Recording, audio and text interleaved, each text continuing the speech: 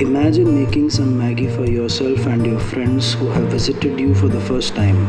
You are pretty sure that you can successfully cook pretty good Maggie for them. Your Maggie is ready, but it looks different from the other days.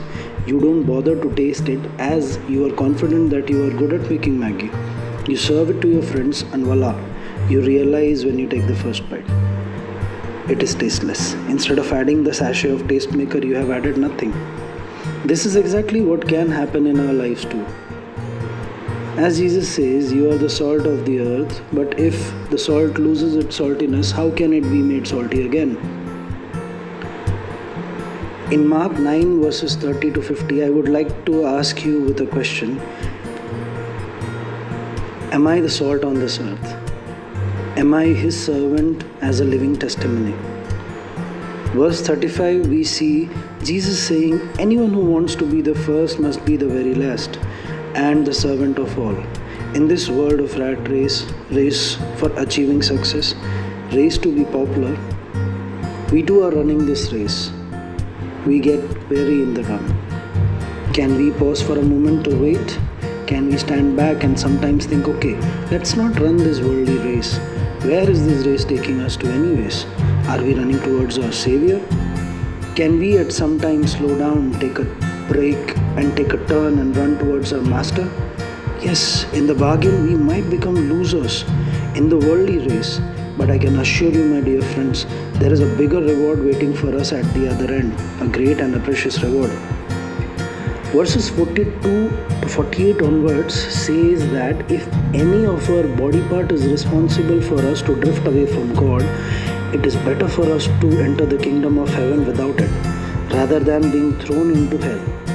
Not going by the actual translation, what Jesus is trying to tell us here in this passage is that can we forego our few habits and friends that is stopping us from entering the kingdom of heaven, rather than trying to be cool and open up as per the worldly standards and in the end being thrown into hell?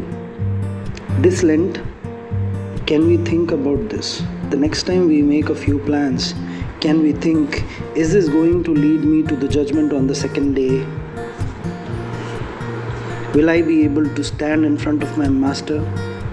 Will my Lord say of me, you good and faithful servant, you have been faithful in small amounts, and so I will put you in charge of large ones. Come on in and share my happiness. Verse 41, we read, truly I tell you, anyone who gives up a cup of water in my name because you belong to the Messiah will certainly not lose their reward. Can we also pick up the attitude of empathy? There are so many people around us going through many unspoken and unexplainable difficulties. Can we be a good Samaritan to them? Can we lend a shoulder, a helping hand to them? This Lent, let us try to at least be a good Samaritan to at least one person around us.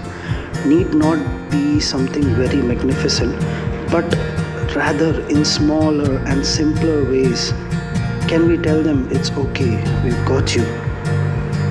I would like to leave you with this thought for today. Am I His salt on the earth? Let us spend some time thinking how we can be His servants as living testimonies. In our thoughts, in our deeds, in our words, let us be His servants, His living testimonies. Let us try to be the salt to the people around us.